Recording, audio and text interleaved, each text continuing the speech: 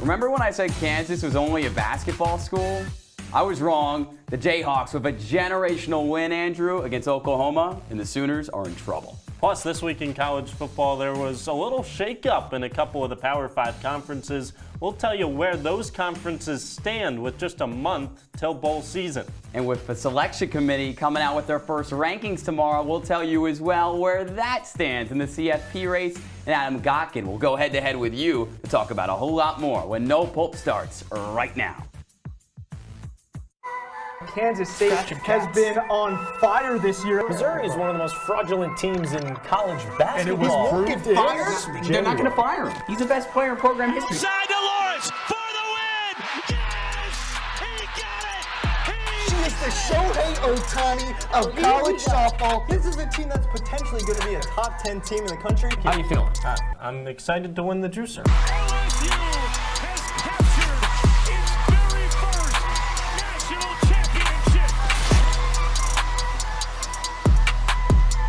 Andrew Selliver has a chance to win his first juicer of the fall, but we're not there just yet. We got so much more on No Pulp right now. Ian Nicholas alongside the aforementioned Andrew Selliver. Thanks so much for joining us. Andrew, we got to start with the most stunning result of the weekend, and it had to be Kansas, a team that hadn't beaten Oklahoma since the 1990s, hadn't beaten a top 10 team since the 1980s, picking up a 38-33 win in Lawrence. And this really ultimately kind of kills Oklahoma's shot at a college football playoff spot. Well, it doesn't kill it quite yet, because that's just one loss, right? And Oklahoma already has the win over Texas on the season. But Texas is ranked higher than Oklahoma right now. That's for a right, reason, that's right. But there's still a lot of football to be played. I tell you what, I'm more impressed with what Kansas did in this game. Come out with a strong start, and then you have to sit around for an hour with a lightning delay, and then to continue to prove yourself against a top 10 team and pull off a victory, storm the field at home, massive win. And they carried those goalposts all the way to the lake, which was awesome. Okay, well, Oklahoma's defense was carrying this team early on in the year, but now Brent Venables looks a little more, Andrew, in my mind, like Brett Vulnerables. Bum.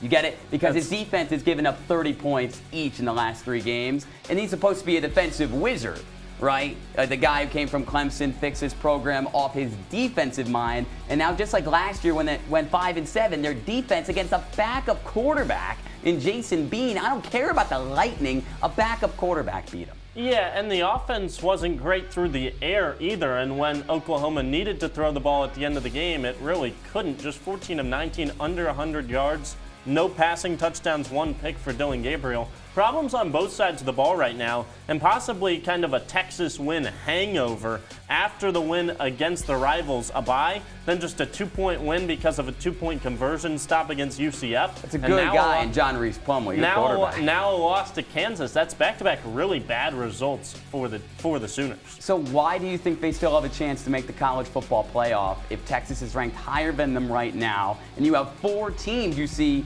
5 teams at the top of the Big 12 with identical conference records, in Oklahoma State coming up in Bedlam. But if you just went out, if you're Oklahoma, you're in, right? But you have to play Texas again, and you're slumping in the middle of your season. Sure. Do I think that they will make it all the way to the playoff? No, but do they have a chance? Yes. The problem is, if you got to win Texas, beat Texas again, that's a tough thing to do if you're Oklahoma. I just think that there's too much pressure on this team right now, especially against a good Oklahoma State team that's won 4 in a row this weekend. Fair enough. A big upset in the Big 12, but in the Pac-12, no upsets for the most part this week. But I'll tell you what, 2 weeks ago, arguably the biggest game of the year out on the West Coast, 2 undefeated teams, Washington, Oregon. The Ducks lose because they don't get it on a 4th down and miss a field goal on the road, and that meant that Washington was in the front seat to make it to the Pac-12 championship, to make it to the playoff. But now things starting to shift light a little bit after 2 interesting results this week, Ian. When you look at what happened in the Pac-12, Washington, a close win over Stanford. Oregon,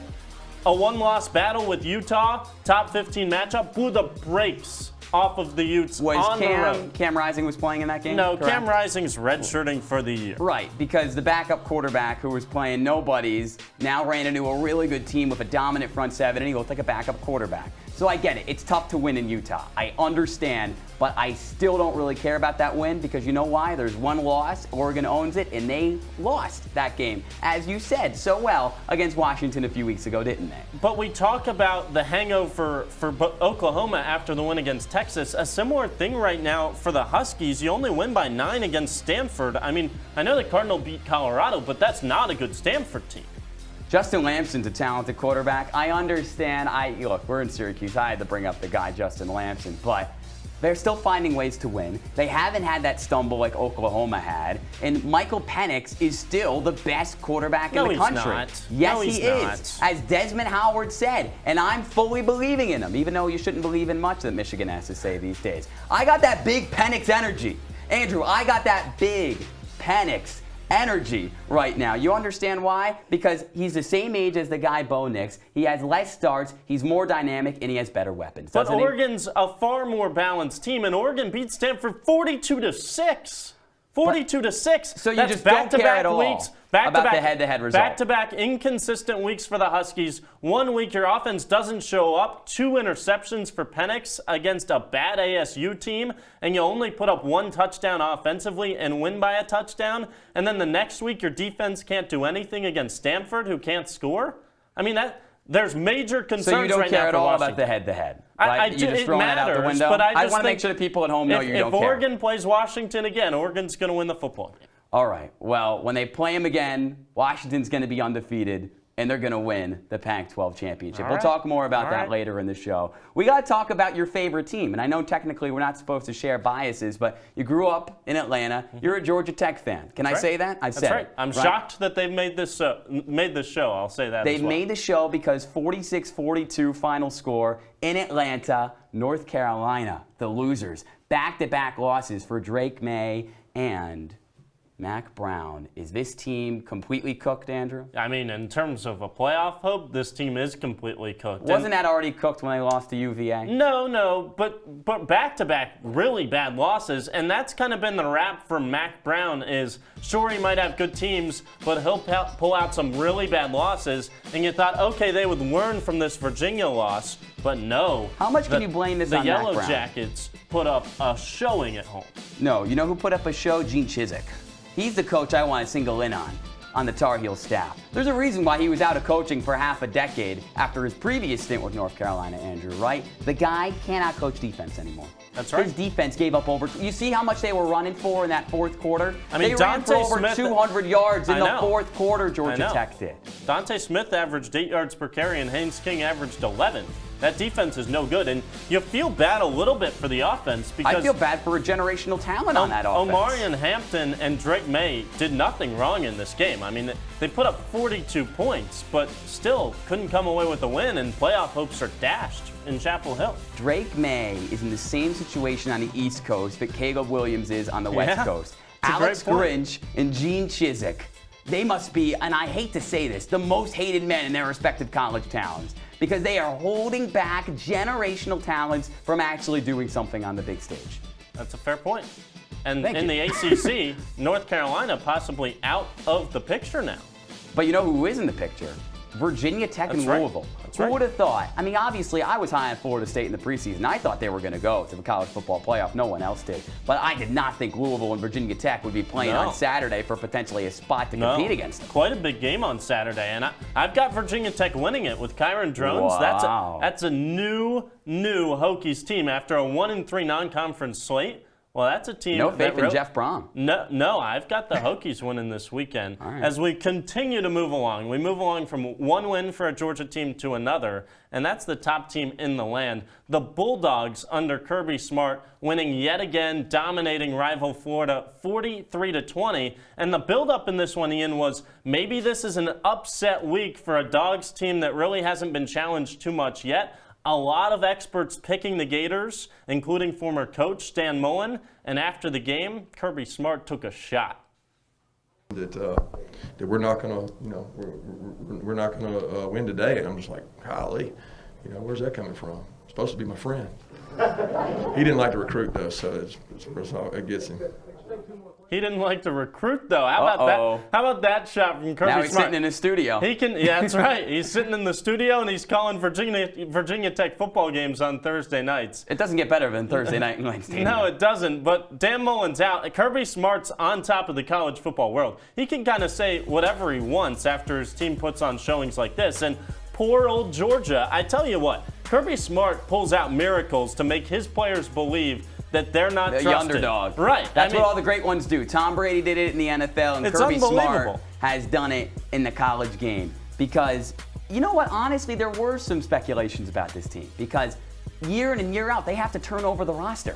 But they're just so good at, as we were talking about, recruiting. They just field a new team every year and they dominate. But this year, the question was, can Carson Beck get it done? And Andrew, I think he can get it done. Over 300 yards in this game, over 300 yards in 4 of the last 5 games, and he did it without Brock Bowers, arguably the best player in the country. He did it with the Lad McConkey, who's my guy. I mean, Brock Bowers out for a couple of weeks, and just add it to the bulletin board material. Oh, they don't have pass catchers anymore. Well, Lad McConkey might be the best receiver in the country now for 135 yards. I like against the McConkey Gators. and Dominic Lovett as much as the next guy. They're not Brock Bowers. They're not Marvin Harrison Jr. That's a fair point, but Georgia continues to put on a showing, and the road doesn't get much easier. 3 ranked teams in a row, Missouri, Ole Miss, Tennessee, but right now I'm not sure there's any reason to believe that the Bulldogs don't just continue to steamroll through the SEC. I 100% agree. It's a down year for the SEC. You hear a lot that? of people, what? Ian, Andrew, agreeing. Wow. We're Crazy. never going to agree on Oregon and Washington, but we will agree on some things. But 2 guys who won't be agreeing when we come right back is the guy right here who's apparently won the juicer before, and Adam Gotkin, who will challenge him for the throne when we come right back on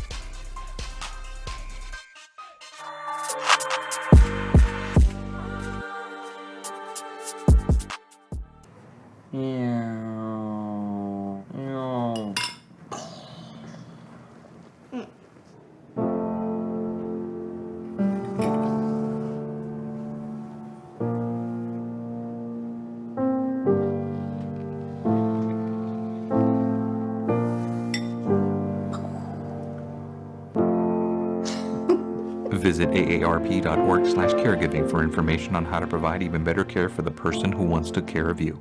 When I was in foster care, I never knew when I would have to move. So I always had my suitcase ready to go. Then one day I was adopted. My new parents opened their hearts and home to me. My parents cook my favorite breakfast for me every morning. My parents take me on trips I never thought I would go on. They gave me a home and an even better reason to use that suitcase. My parents aren't perfect, but they're perfect for me.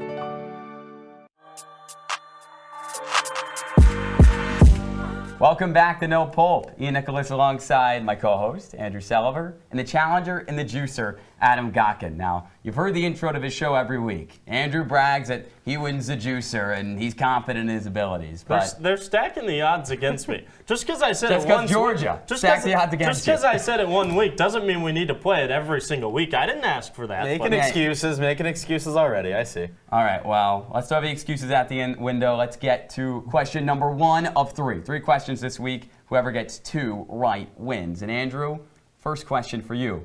After the first October of the season, there's only 1 October in the season. That's a fun fact.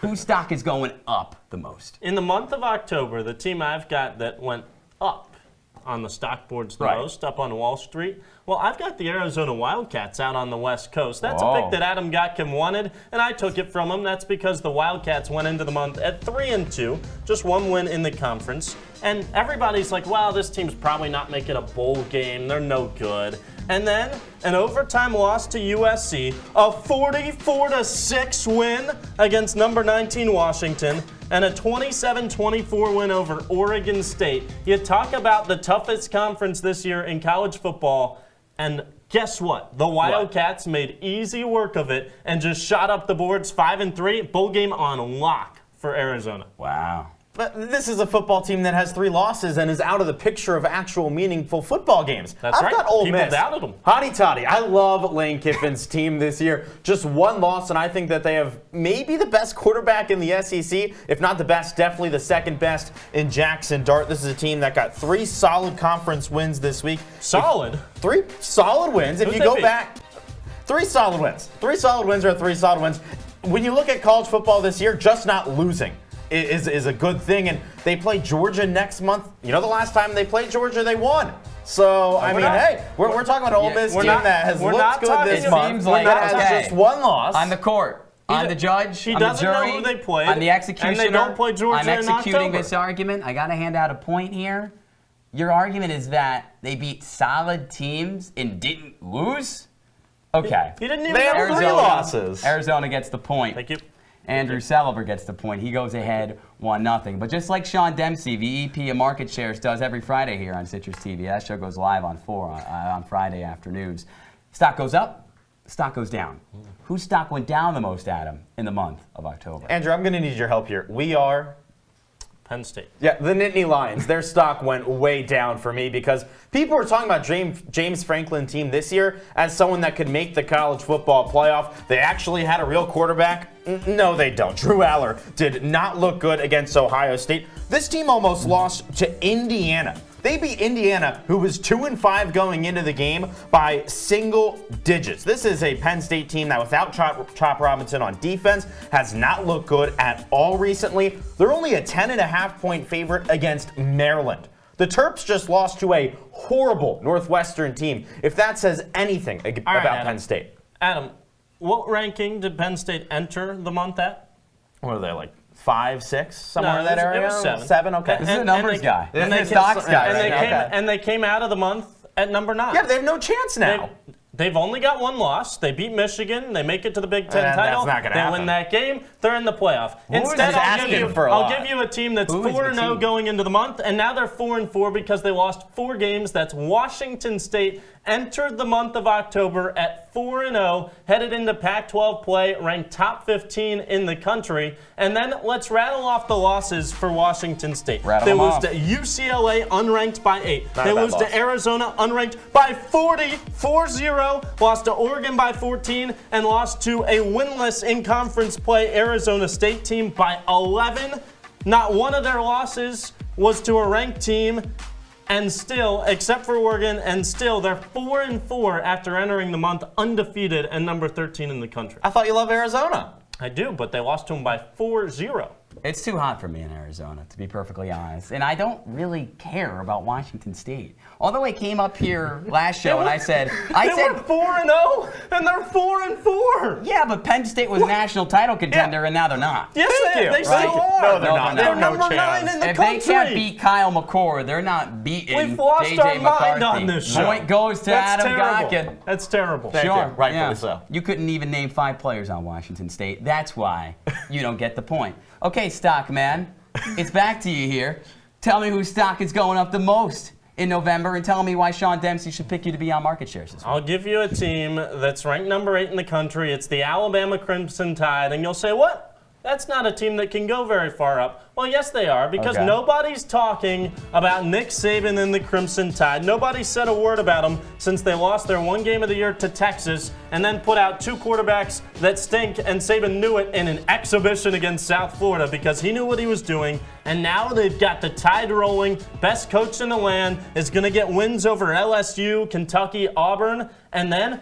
oh, looky here, after the month of November, Alabama's going to be playing for the SEC title and playing to get into the playoff. And that's going to be a magic trick out of nowhere from Nick Saban. Andrew, listen to the question. Who will go up in November? I don't care about the SEC title game. That is in December. I'm talking about a team that can do some real stuff this month, and that's UCLA. The Bruins have a chance to maybe even make it to the Pac-12 title game with how things have gone. They've got a pretty easy schedule coming up. The only ranked team that they play is USC, who does not look good at all. This is a Bruins squad that I think is one of the better offenses in the country. Dante Moore is going to be a top 5 quarterback in the country. He's going to be a top 5 pick in a couple of years. Ethan Garbers, their other quarterback, is also a stud. I mean, this is a team that's ranked and is still in a competition. And then outside of that, Carson Steele, the Ball State transfer, is an incredible running back, averaging over 5 yards a carry. This is a team that puts it all together at the end, ends the season with 2 losses, and is a potential top 15, top 10 team.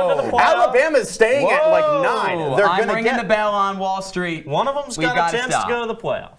in December. Okay, you said there's still a quarterback competition going on at UCLA? Yeah, and they're still winning all these games. That's a little concerning. You always got to invest in the stocks that consistently cash in. Chip Kelly doesn't cash in often. This isn't 2013. Does Jaden Milroe cash in? No, but Jalen Milroe. Sorry, Jalen Milroe. And that's the Crimson Tide. That's the dagger. And that's the juicer win. Andrew Selliver. Thank you. Pleasure doing business Here's with you. the thing, Adam. You get the quarterback's name wrong. You have a quarterback competition on our hands going into November.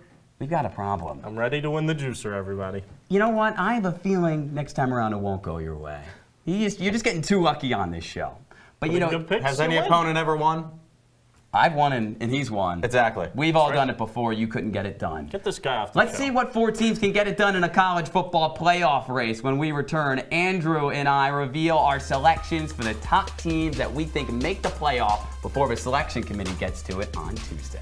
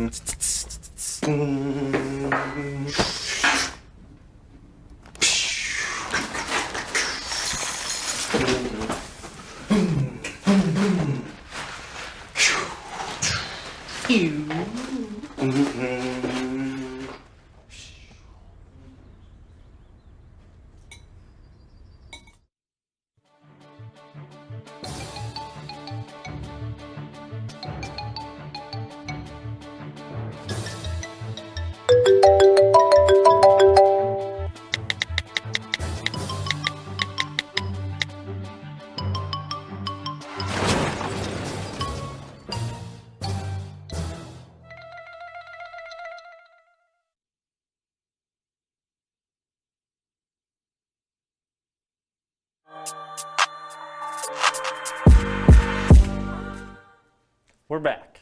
No Pulp. Calm down. It's time to get into the playoff picture after a heated... I'm pretty calm, by the way. I know. I got to You're the guy who was, like, yelling. A heated juicer conversation. Tomorrow, the College Football Playoff Committee releases its first rankings of the season, and we actually get to get ahead of the news, Ian, and give out our top 4 picks for the College Football Playoff coming up in 2023. Who you got? Okay, well, I've been on this program before, and I've said how much of a hatred that I have for Ohio State. And, you know, Ryan Day is a little overconfident in his abilities. He hasn't really proven a whole lot. He's proven a lot this year. I give him credit. He's got really a lot of signature wins, the most out of any team in the college football playoff race right now. That's why they're #1 for me. A newfound friendship.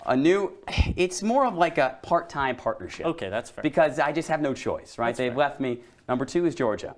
Because like we talked about previously in this show, the Bulldogs are the best team in the country, and until proven otherwise, they will remain the best team in the country because 11 on 11, you can't beat them. My 3rd team is a team that I had going to the playoff in the preseason, and everybody said I was ridiculous, Florida State. Florida State got those early season wins that it needed to get, and if you have an undefeated team out of a major conference, you're going to get to the playoff. It's just a fact. It's automatic. And #4, I've got the team that I stood on my box hypothetically for earlier, and now I actually stand on the box to go for them. Michael Penix in Washington, because I don't care for what Dan Lanning has to say in his press conferences. The only substance I see out of the Pac-12, rooted in substance. Only thing I see out of the Pac-12 that's undefeated is Washington. My question, if they're undefeated, why are they in the 4 spot? Are all these teams undefeated? At the end of the year, are all of them going to finish undefeated? Yeah. Yes, we're going to finish. Obviously, if Oregon beats them in the Pac-12 championship game, they're not going to get there. That's fair. That's fair. I got a similar start to you. I've only got 1 undefeated team in my college football playoff this year. Let's show them. Duck down, Ian. Get out of the way. Ohio State. The Buckeyes are going to go undefeated. They're going to beat Michigan. We're on the same They're page. going to win the Big Ten title. Right. they're going to be in at the 1 seed undefeated. And can we clarify that Michigan not going to make the playoff? That's right, because they'll lose to Ohio State. There we go. Big brother. Big brother. Number 2, let's give it to the Alabama Crimson Tide. They just won me the juicer, and they're going to win out. They're going to beat Georgia. They're going to get into the playoff. And then if we go to number 3, we're going to go to another team that's already lost 1 game, and they're going to win another game and win the Pac-12 title. And another game. That's the Ducks. Go Ducks. The No. Ducks are going to beat Washington. See, that's where you and I That's the 3 seed for me. That's where we don't agree. That's okay. And 1 loss, Georgia. They have to get in. Yes, they'll lose to Alabama. And then I'll give out a title pick. These are my 2 favorites. Alabama wins the national championship. How does Alabama make the national championship with Georgia in a weak SEC?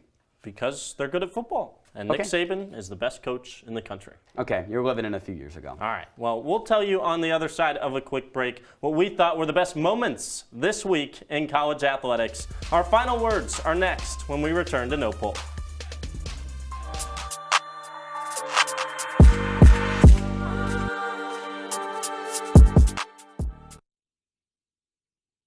I see you mobbing over her. Let's go. Let's mob. Let's crawl. Let's crawl. Let's crawl. Hey, yo, we mobbing. Come on, girl. Let's crawl. Hey, yo, let's crawl. Hey, yo, let's crawl. Hey, let's crawl. Hey, yo, let's crawl. They said a bottle was just a bottle.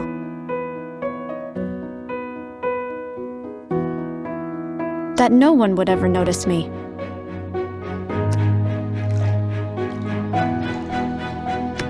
But I knew I could be more. That one day, I would make people smile.